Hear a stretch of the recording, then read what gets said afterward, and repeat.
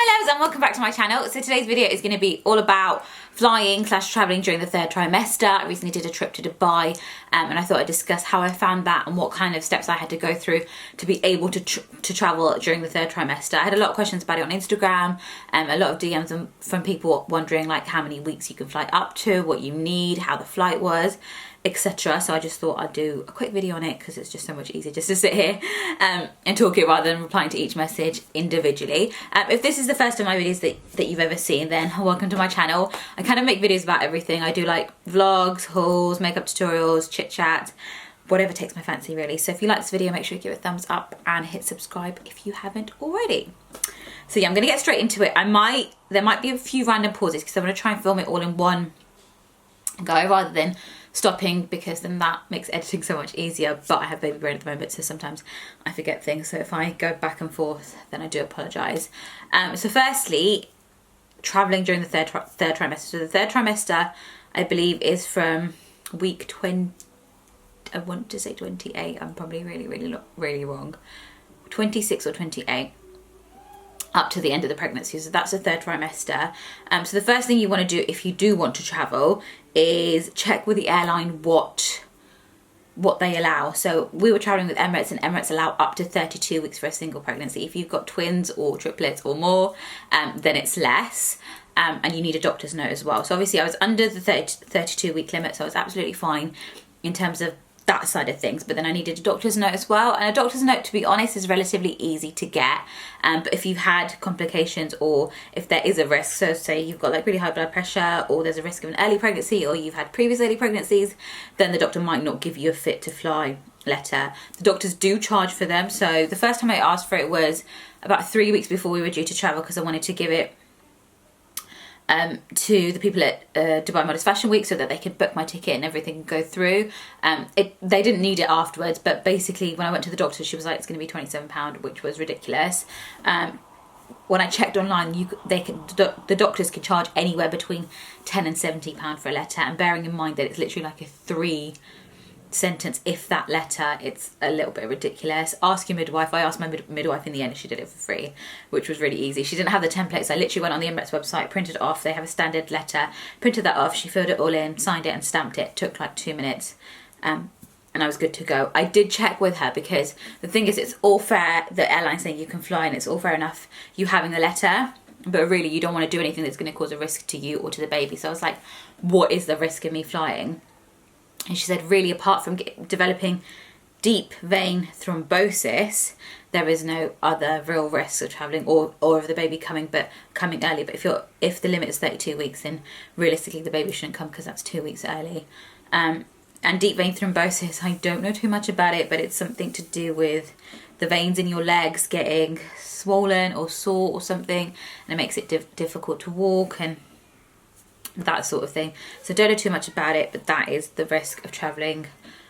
Sorry guys, my eyelashes are stuck. That's the risk of flying at that stage of your pregnancy. So I had the note, and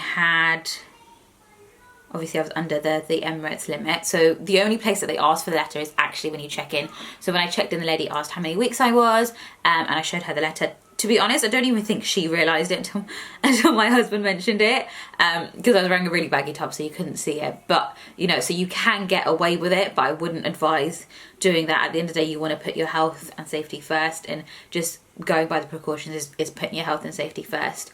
I know the limits are different for different airlines. When I was reading online, people who travel by different airlines said that they didn't even get checked or they didn't even get asked, so it does vary, but it's always obviously better just to have that letter and make sure that you're under the limit. And then insurance, they're the 3 things that I had to make sure before I left.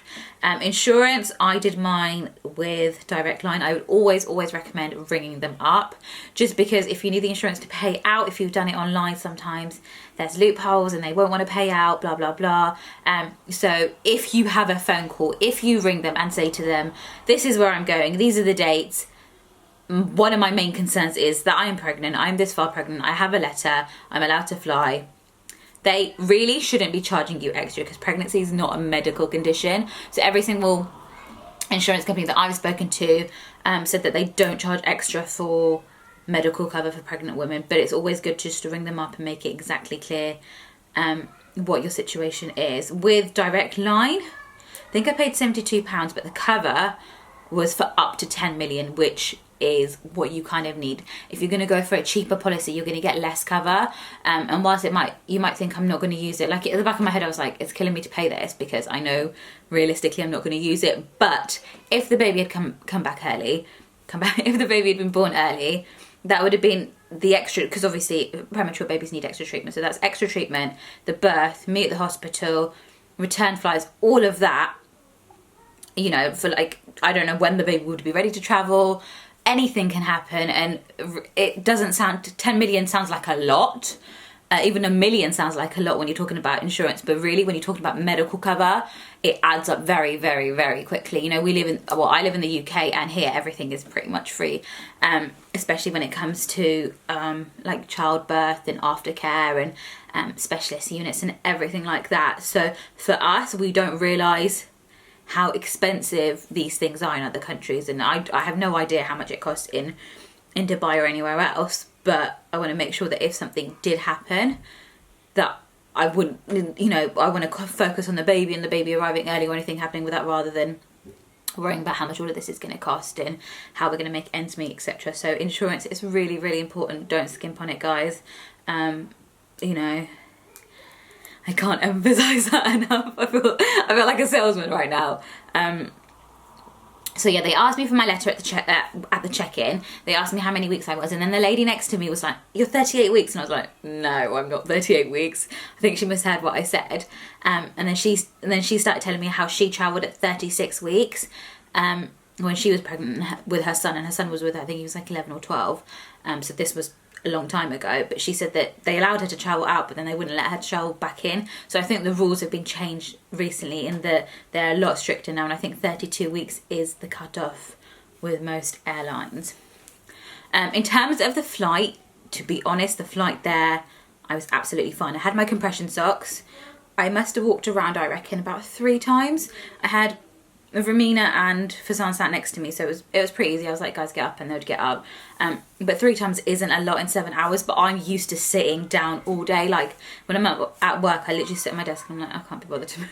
I can't be bothered to move. And even when I'm at home, I just sit in front of the TV and I'm like, I can't be bothered to move.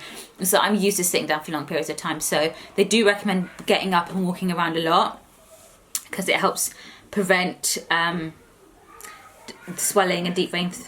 That's Fazan's nieces, I don't know if you can hear them, they're giggling. That prevents swelling and deep vein thrombosis. But I walked around, like I said, about 3 times, and I was absolutely fine. Toilet trips, I did about 3, and once again I was fine. I wasn't sick or anything on the plane. Compression socks, so I literally bought my compression socks, I think the day before. No, on the morning.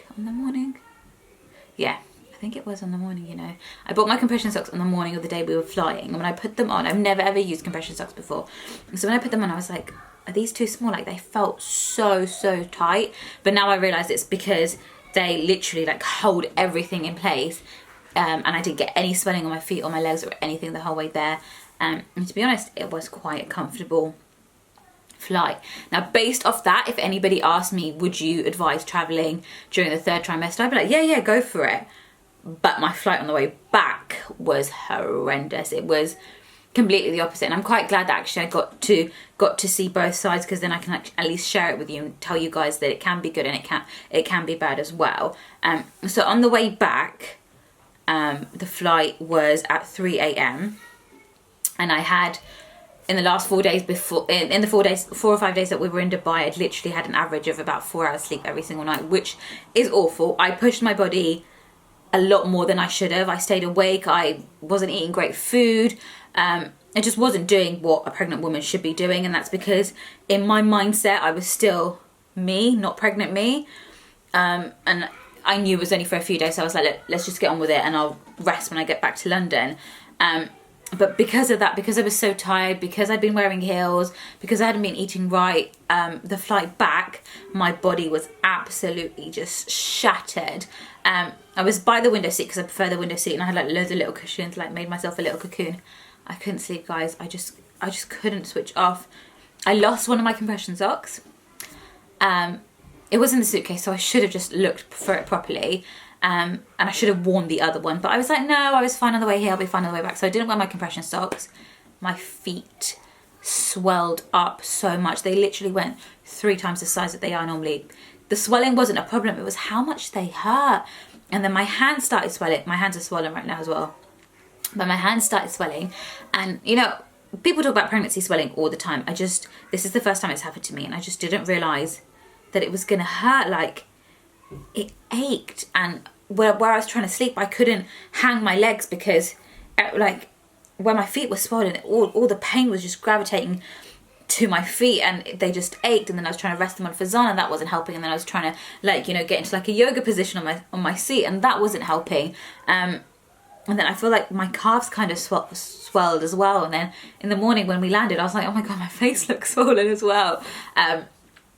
So yeah, it was horrible swelling on the way back. Because it was a nighttime flight, they didn't give us any food apart from breakfast, which I literally had a fish fillet burger right before we got on the plane. I wasn't even hungry. Literally 5 minutes before we boarded, Fazan went and grabbed it, and I like just shoved it down. I was like, I'll eat it. I wasn't hungry, and I'm so glad I did, because otherwise I would have been starving. Because on the plane, all we literally got was breakfast, which was about 4 or 5 hours into the flight, and it wasn't nice. I literally had 2 bites of it, so I didn't eat on the whole journey back. Because it'd been snowing all over Europe, the turbulence was really, really bad. I've never had turbulence on a flight, never had turbulence like that on a flight. Literally, like, we wore our seatbelts for about 80% of the flight. That's how bad the turbulence was. And then I couldn't sleep, and it was really bad because I'd I'd nod off, and then I'd feel like I was like sleeping, and then I look at the time, and literally like 2 minutes had passed. So it was a really, really long flight. I had Fazan next to me, and then next to him was like some random dude who fell asleep, and then like I didn't want to wake him up, so I literally only got up to walk twice because I felt bad, and I didn't want to ask him to keep getting up or waking him up. What else? Yeah, it's just the flight back. If my flight there had been like that, I don't think I would have had the energy or the strength to do everything that I did whilst I was out in Dubai. And because of that, I would only recommend flying in the 3rd trimester if you are healthy and feel like, I think it's all about mentality as well.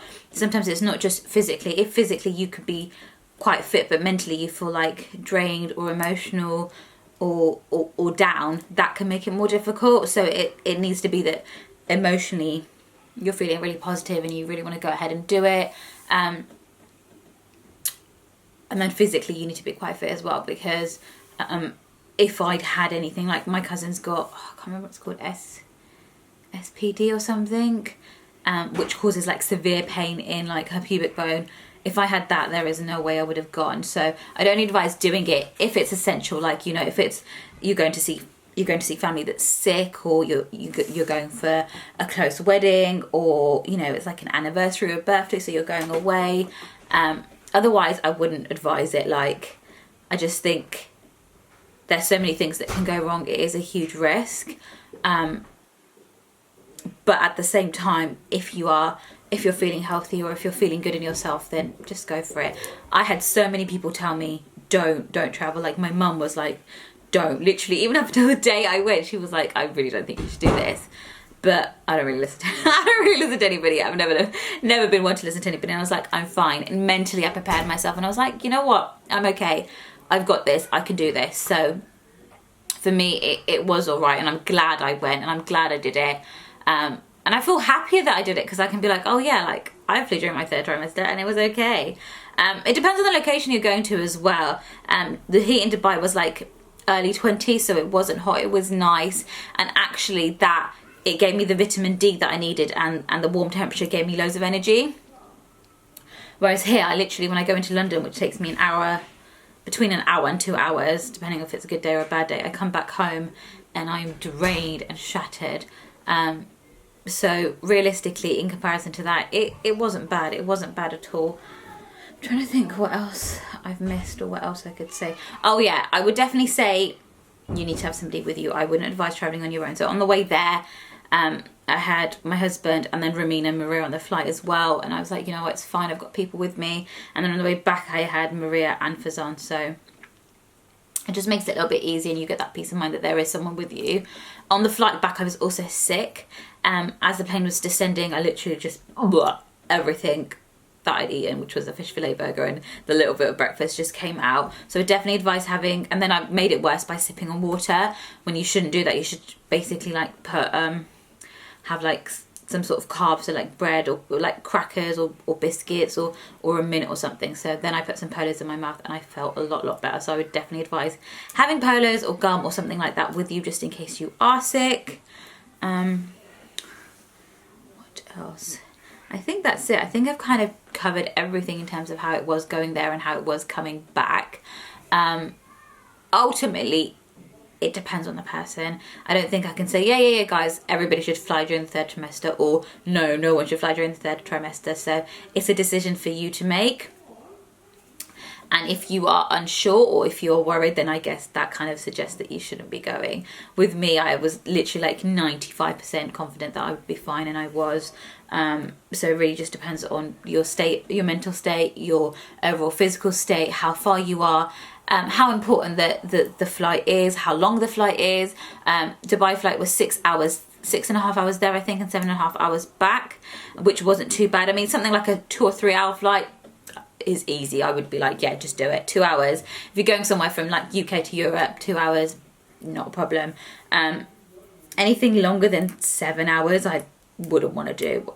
I wouldn't mind doing like a stopover, so doing like 5 hours and then stopping over somewhere for like a few hours and then doing the rest of the flight. But yeah, I don't think I could do anything longer than 7 hours, just because when you're that heavily pregnant, you need bed rest, you need to lie down, you need like your shoulders and your back and everything to relax, and it's hard to do that when you're in a plane. Oh yeah, that was it. That's the final thing. The final point that I was going to make. Don't expect any special treatment because you're pregnant. So whilst the flight attendants were lovely, like, don't expect to get an upgrade, or don't expect anything extra. If you want to be in a more comfortable seat, if you want to be in business class or first class, you got to pay for it. Like, it's not one of those things that you can be like, oh, you know, I'm pregnant, can I, you know, get an upgrade? Unfortunately, it doesn't work like that. If it did, it would be amazing. But yeah, that's one thing to bear in mind. I mean, the air hostesses, especially on the way going there, were really, really great and kept like saying, do you need any water? Do you need any cushions? That sort of thing. So that was nice. On the way back, I don't think they gave a crap. They gave a crap. I was literally like to the point of crying, where I was like, is there any chance? Because I was so swollen. I was like, is there any chance that I can try and get off first when we land at Heathrow? And she was like, yeah, when the plane lands, just get up and go. And I was like, well, not really. I'm expecting you to come get me, because otherwise people are not going to just let me push through because I'm pregnant. And then in the end I had to queue, which was horrendous when everything is swollen and achy. But yeah, I do think I've covered everything. Oh my god, this video is going to be like really long. I didn't realise how long it was, and it's just me rambling. Anyways, I hope you guys found it informative. If you did, make sure you give it a thumbs up. Let me know down below if there is any points that I haven't covered, and I shall try and cover them, and I shall try and see you all soon, inshallah.